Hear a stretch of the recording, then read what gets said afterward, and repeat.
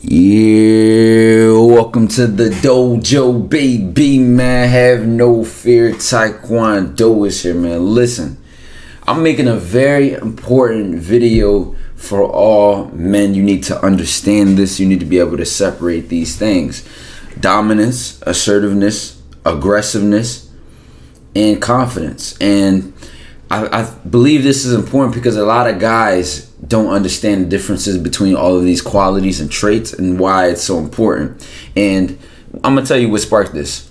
So I was on Twitter, right? I seen this post. It was like, I really love a man that knows how to be dominant but still very gentle. Such a turn on, right? And look at this comment.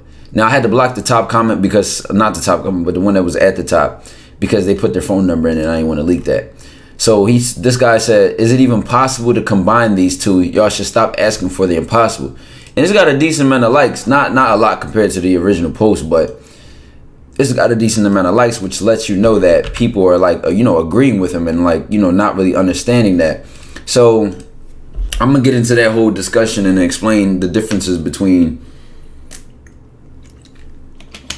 all of the qualities and traits I mentioned and why it's so important to understand the differences. And by the end of the video, you should be able to understand it's not necessarily a spectrum, right? It's more like a temperature. Like assertiveness is at the bottom, dominance is above that, and aggressiveness is above that. Because you can be assertive without being dominant, but you can't be dominant without being assertive. And you can be dominant without being aggressive, which is why you can be dominant and gentle. And I'm hoping you guys are going to understand and see that by the time I get to the end of the video. So far, let's start with dominance, right? Let's start with dominance. Now, matter of fact, I'm going to explain it in my own word, everything in my own words and the connection in my own words. And then I'm going to look at the word for word definition from dictionary.com so that we all have an even playing field of why you see I'm not just making this shit up. So listen, think of assertiveness as describing your behavior, like the action you're doing, right? It can be assertive when you take the lead on something, when you take the initiative just to do something. But the fact that you took the initiative, I don't know why my throat is so dry right now, but I'm about to go in. Think of the fact that you took the initiative to do the act as what makes it assertive. So don't even think about, being assertive dealing with women. We'll just make this universal so you can understand a bigger picture. If I see something on the edge of the counter, right, and it's about to fall off, it can be considered assertive. The fact that I went past whoever was in the kitchen and went and grabbed it and, lifted it up and stopped it from falling. Or the fact that I wasn't too afraid to speak up and say, hey, watch out for that. That might fall. That was assertive. I asserted my, opinion. I asserted my, sentence or word or action to handle something. I took the initiative. I took the lead and jumped on something. Just think of assertiveness as that. Because that's why you can be assertive and not aggressive. So the example, and this all came from a debate that was happening on Sneako's stream. I don't know if you know who Sneako is, but Sneako's a big YouTuber. Shout out to him. We had a great stream together, collab stream. And guys associate aggressiveness with assertiveness, and that's not the case at all. Think about it like this. Let's say you're choking a girl, right? Let's say y'all were kissing initially. You and her kissing just by itself. Let's just take that even playing field. Now, while you're kissing, if you go to grab her neck and start like low-key like choking her, that will be assertive. Like the fact that you just did it, she didn't ask you to, but you like took the lead and just did it. You just assertively reached your hand around her neck. Now, at that point, you can choke her aggressively, which is like maybe you're doing too much, depending on the girl, right? Now, the joke I made when I was on a stream with Sneako was that it's assertive to grab the neck, and then it's aggressive in how you handle the neck. So you see how you handle what you're doing. So, and that's the reason you could be dominant and gentle, because when we tie into dominance is just the leading factor. Dominance is just the entity, whether it's the man or the woman or any given situation, which has the most influence and power and voice or dominance in the room. And I'm not trying to use the word in the definition, but think of dominance as, that's why I said that you can't be dominant without being assertive, because that's a feature of being dominant, which is being able to take the initiative, being able to take the lead, and having a willingness or an inclination to do so. Like, you just like taking the lead. But guess what? Guess where confidence plays a part in all of this? Because confidence is self-trust. Now, if you want to know how confidence is just deeper than what everybody makes it out to be, like the confidence that they say, oh, fake it, say make it, chest up, chin out kind of confidence, then, watch a lot of my videos on that, and I can make a video even going there specifically on it. But confidence is not just the guy who's smooth with women, the person who can just say things what's on their mind. That's not confidence. Confidence is self-trust in itself. So, and the funny part is, when I was talking about that on Sneako's stream, somebody commented how in German the translation of confidence is like whatever, right? And it meant self-trust. Let me take a sip of this water, man.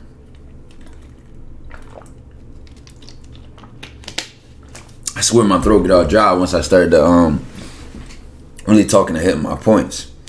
So it takes self-trust, which I actually should be under being assertive on the scale, on like the temperature, right?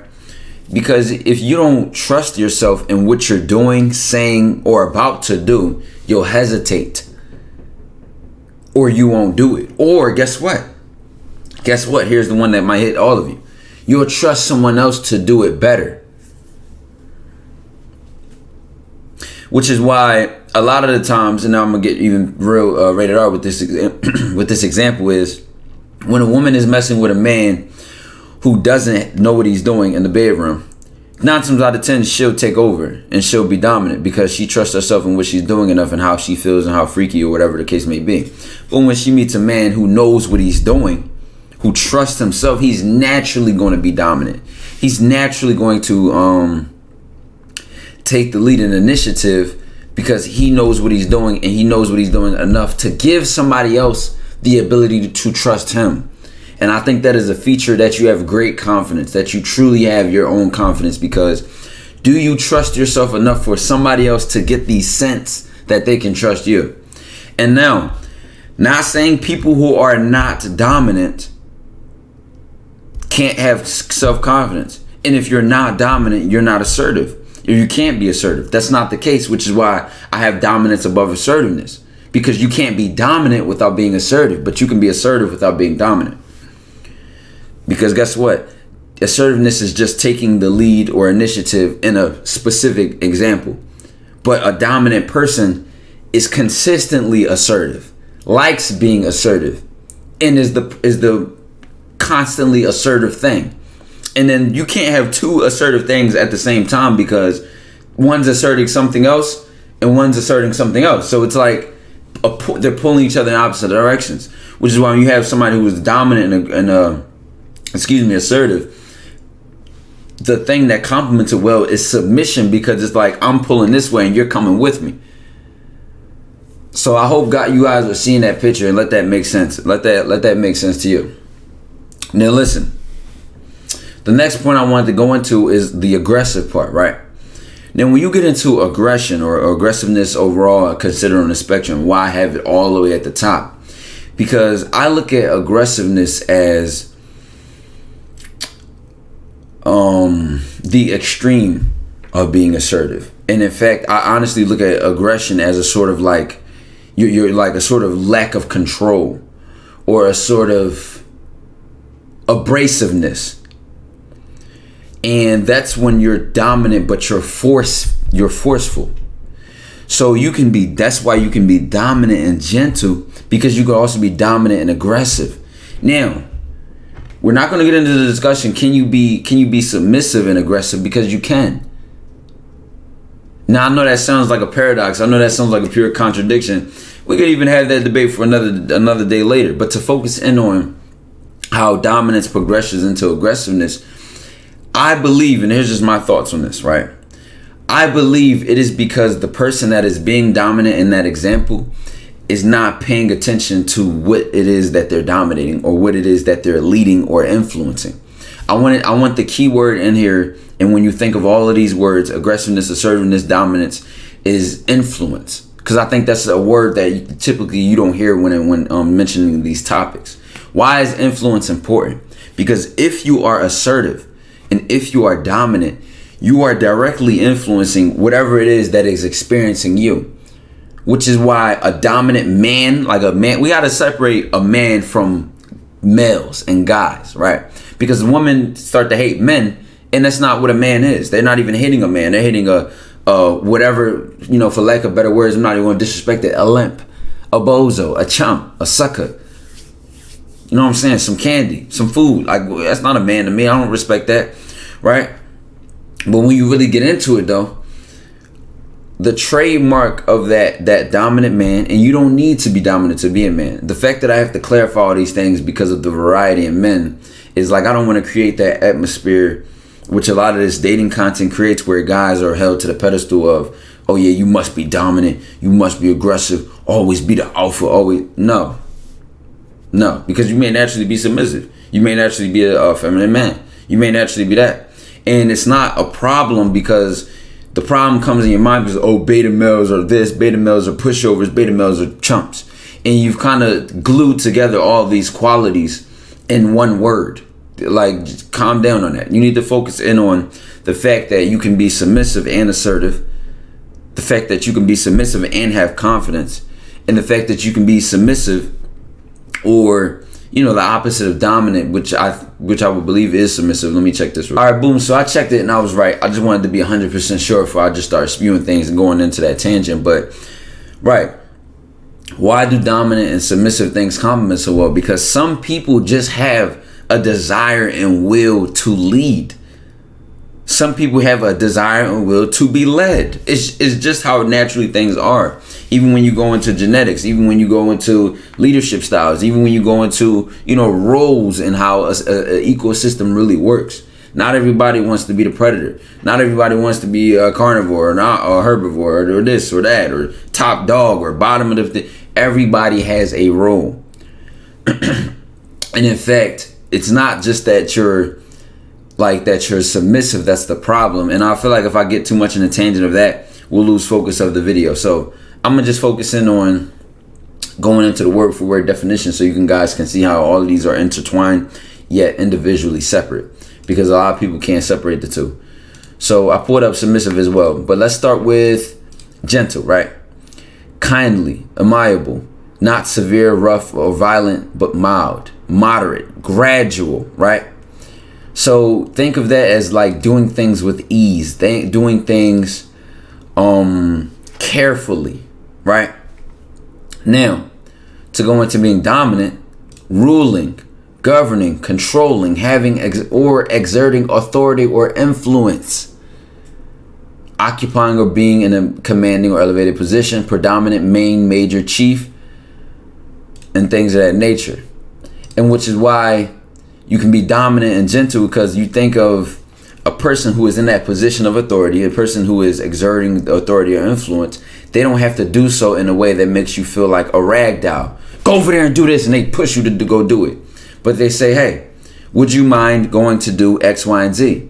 They are telling you what to do. They're exerting their authority, but they're doing it in a way that is gentle, doing it in a way that makes you feel respected, doing it in a way that makes you feel cared for. Not killed for, but cared for. So let's go into aggressive. Well, let me do assertive before aggressive, just to do one ends of the spectrum. Confidently aggressive or self-assured, positive, aggressive, dogmatic.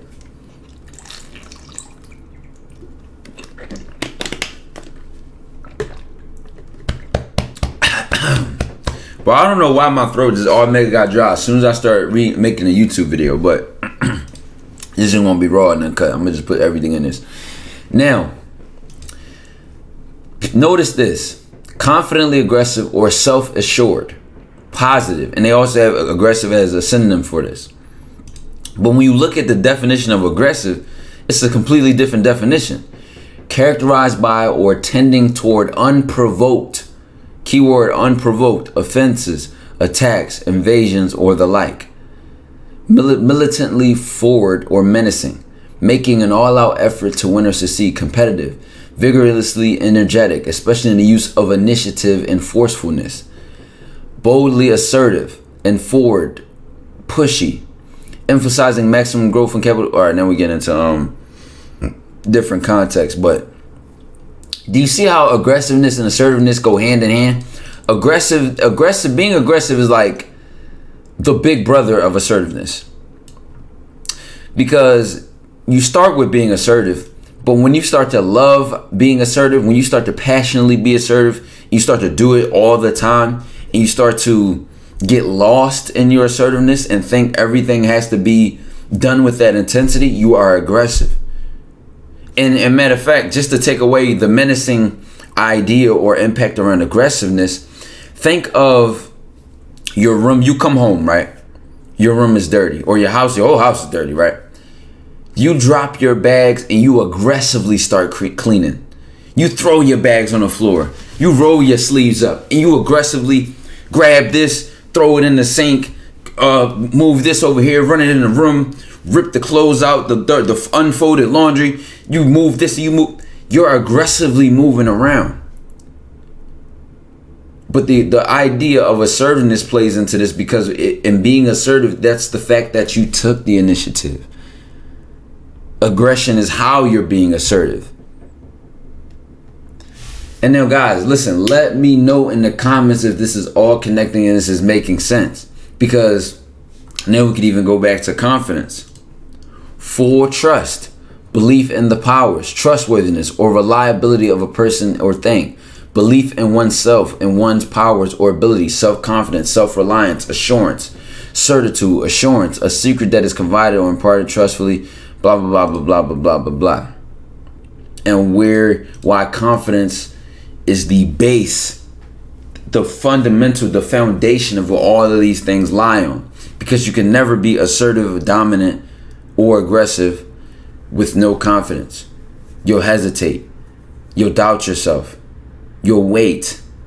Or guess what? You'll allow someone else to be dominant. You'll allow someone else to be assertive. You'll allow someone else to be aggressive. And that's the key feature of you if you have true dominance or true assertiveness. And in fact, the more conscious you are aware of. See, now we're about to get to the elite part of the video. And I just ran out of water, so this could get bad. So listen, imagine that you're in a setting, right? And this is, people call this leading from behind. There's also a type of leadership called balcony leadership, right? Where you can take the backhand, the laid back leadership perspective in a situation and allow the group to, interact or just observe what's going on before you assert dominance or before you lead. You know who was great at this? Nelson Mandela. He was a very assertive leader. He was a very dominant leader, but you wouldn't call him aggressive. He's very gentle. He was very, had a soft, kind-hearted kind of demeanor to him, right? But he was still a leader. He was still assertive. He was still dominant and aggressive and going after apartheid, going after the discrimination, a lot of different things like that, right? So listen, the reason he can be both is because he was the type of person who really was good at analyzing people.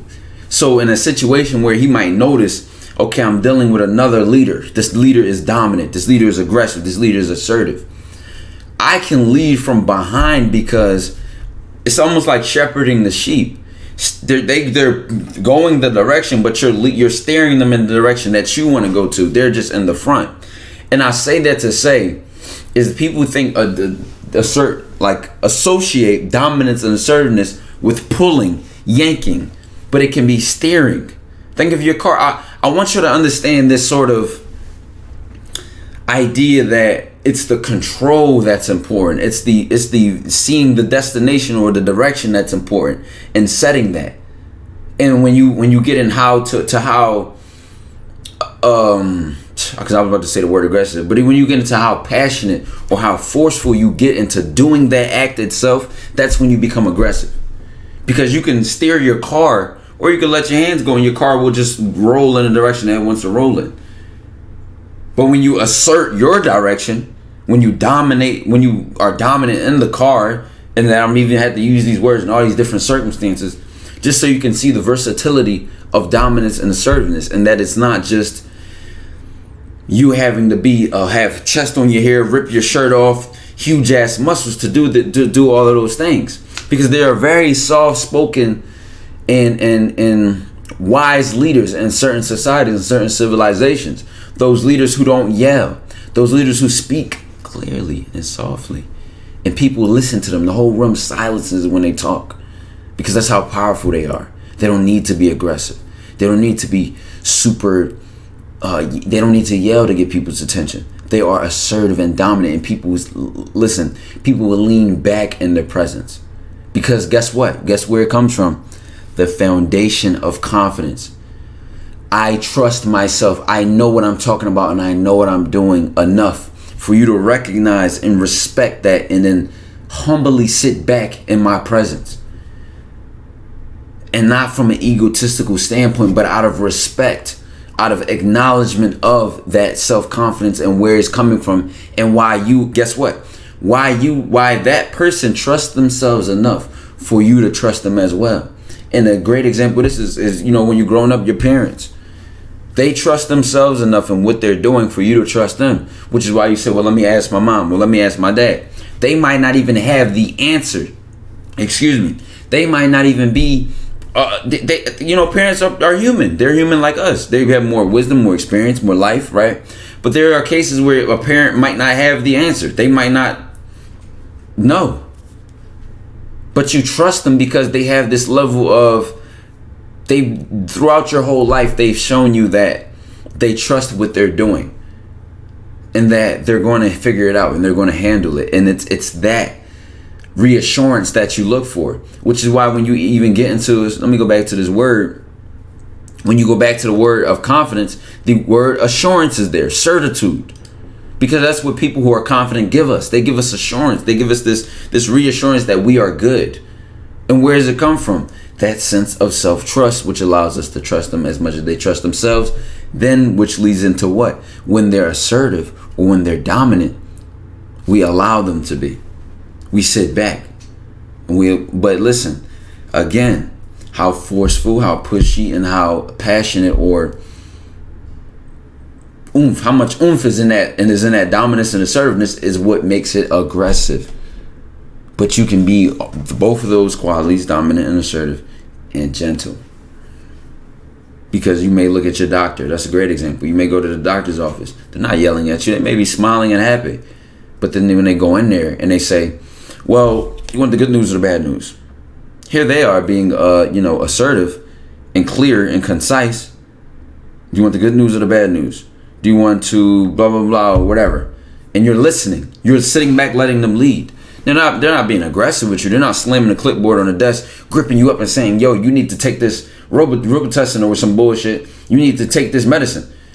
They're saying, we recommend that based on your symptoms, we believe you may have either COVID or the flu, and that you need 3 to 5 days of rest. They're treating you very gently while being a dominant in the situation, dominant in the position that they have in relation to you. And the key is that in certain situations, a lot of people can switch. There's something called a switch, where you can be dominant and then you can also be submissive. You can be dominant in one position, and I'm just talking about, in the bedroom with the woman. But you can be dominant in one position and then let her take the lead. Let her dominate. Let her get on top. Let her do that.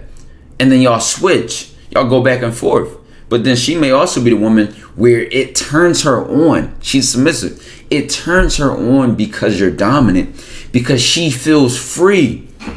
She feels freed by your assertiveness. She feels freed by the assurance she gets from your self-confidence. She just loves being in your arms and taking the lead and letting you drive and letting you be dominant. Because there is a sort of, now we get into the masculine and feminine energy. There's a sort of, it literally turns her on. It might not even be from what you're specifically doing. It's the fact that you're being dominant in how you're doing it that turns her on. Because if you could do the same exact act, but in a submissive, in a hesitant, and in a scary way, a bitch ass way. I'm gonna just use my real words. I'm not even gonna try to sit here and try to be careful with this. A bitch ass way, a soft ass way, a weak ass way. And it's like, oh, this is a turn off because it just doesn't feel right. It doesn't feel dominant. It feels weak. It feels, and like I said, I'm not associating submissiveness with weakness. I'm associating the hesitance of dominance and assertiveness with weakness, with lack of self-trust, with lack of confidence, because that's what you have when you have no sense of self-esteem and no confidence. You do things very hesitantly, very weakly. You're afraid to do something, so you carefully do it. But your carefulness, and here's we go, your carefulness and your gentleness is not coming from a place of self-control. It's coming from a place of lack, coming from a place of uncertainty. Which is why, guess what, when a man is dominant and he's able to be gentle and he's assertive and he's able to be gentle and careful, this is coming from an extreme level of, you know what, perfect example, fighters, martial arts fighters, boxers, UFC fighters. Y'all know that video of Mike Tyson sitting in the chair? It was a video that just went viral recently. Mike Tyson was on a plane or whatever, and the guy was sitting in front of him, aggravating Mike Tyson, fucking with him. Oh, but you know, if you don't know who Mike Tyson is, one of the best and most aggressive and dominant and brutal boxers to ever be in the sport. Mike Tyson, sitting there quietly. This guy's like, you know, aggravated him, clearly trying to get under his skin, clearly trying to pick with him. He is sitting there so calmly, with self-control. Listen, now guess what? That's the carefulness that's not coming from fear. Mike Tyson wasn't doing anything, not because he was afraid, but because he knew that he could hurt this guy. So his gentleness came from his self-control, not his fear. And there's a certain power and poise that you have when you have that level of self-control and self-awareness and self-trust. Which is why, guess what? Goes back to the original tweet. The woman said, it is so attractive. I really love a man that knows how to be dominant but still very gentle. Such a turn on. Because it says a lot about him as a man. A lot about him. That he has that poise. And don't even get me started on poise. Y'all know my videos on Patreon. Y'all know my breakdowns. Y'all know I obsess over these words. Because I loved how they're so interconnected yet unique in itself. And then when you understand them and when you start to look at yourself, because I guess that would be like, let's say you listened thus far throughout all my, dry throat and like coughing and whatever the bullshit of this video, right? And you sat there and listened to each point I made and kept listening, right? Shout out to you. Now you're saying, well, how do I apply this to myself? How do I learn myself? What if I'm submissive? What does that mean for me? Well, we're going to leave the whole what if I'm a submissive man conversation for later. I may address this on Patreon, or you can ask me, make another YouTube video and let me know in the comments, and I will. But the reason I don't want to go on that tangent is because we get into a whole nother spectrum of what you do when you know that. So what I want to focus on, let's say you are the naturally dominant and assertive man, but you have associated dominance with brutalness, aggressiveness, bluntness, and forcefulness, but not the fact that you trust yourself enough to allow another person to be you're in your arms and fall into them consciously, gracefully, and willingly because of how much you trust yourself. And you've never really seen assertiveness in that perspective before. Now I'm gonna tell you what you have to learn to do. It doesn't even start with your relationship between you and that woman, or your relationship between you and the workplace, or your relationship between you and another person. What you have to do is learn to trust yourself enough to be wrong. Learn to trust yourself enough to fuck up. Learn to trust yourself enough to learn. Give yourself a chance. Because the thing that's going to hurt your dominance and assertiveness so much is that you're going to feel that you're not good enough to lead. You're not good enough to be assertive. You may be wrong, so you won't speak up. Or, you know what, another example I think of, let's say you're in school or whatever, and there's this person who's always loud, the bully, right? The bully prototype. They're always loud. They're always talking aloud. They're always leading conversations. They always think they're right. They think they know it all. And you don't have to be a bully to sit there and say, well, that doesn't make sense. What are you talking about? they may get offended by the fact that you asked that question, but everybody in the room may be thinking the same thing. Who trusts themselves enough to go against someone who trusts themselves? But when you have a low level of self-esteem and you're used to depending on others, you allow people who seem to know what they're doing to do what they're doing. I'm gonna say that one more time. When you have a low level of self-esteem, a low level of self-trust, we're in the level of confidence. We're all the way down here. We didn't get to assertive, dominant, aggressive yet. We're all the way down here.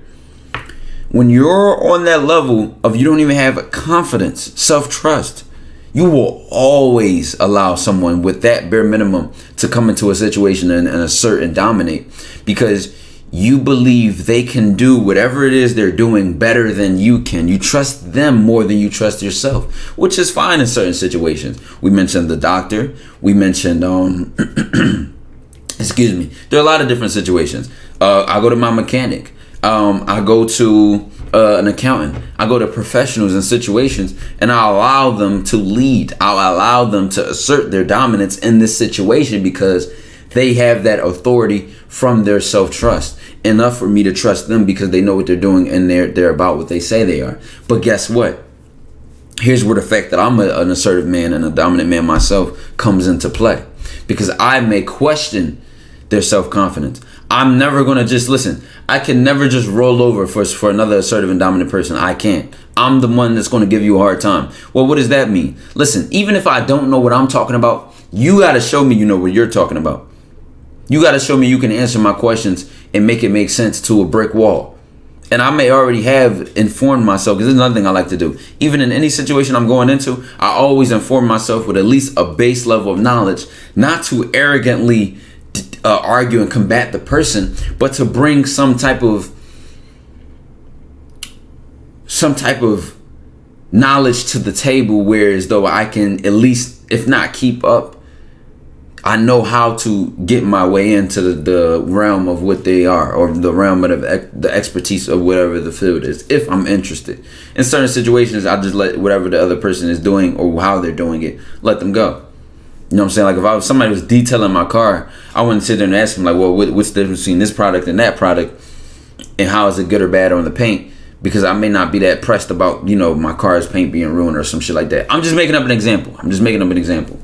But best believe in situations which is 99% of situations in my life, and I care about something, I'm going in there and I'm playing dumb. Wait, what does this mean? Well, if I buy this one compared to that one, what does that do? Well, with this iPhone, you got the 12 Pro over there. This is the 13 Pro.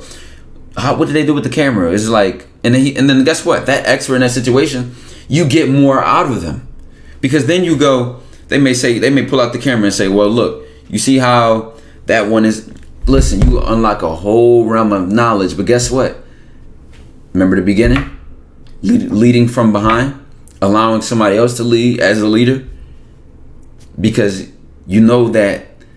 I know that someone else's dominance and assertiveness and their passion can be used to steer my direction. So who's really leading? If they're going the direction that I want to go to, but they're the one with their foot on the gas. I'm steering the wheel. What's more important? And I hope that you saw that. I really hope people stayed to the end. And if you didn't, it is what it is. But for those that are listening now, do you see the connection? I'm steering the direction. They're pushing and going to whatever it is, but I'm the one ultimately leading. And this is not coming from a place of ego that says, oh, I want to lead. I'm ultimate leader. I'm the ultimate dominant force. I'm just showing you an example of you can even lead without being the leader. And that was in a 300 power level, IQ level type assessment I just gave there. Now I'm gonna let this video sit on y'all minds. Let me know what y'all think in the comments. Reach out to me on Patreon. DOJO to the moon to Saturn. We leaving the solar system, the limits when you know we exist. Bait.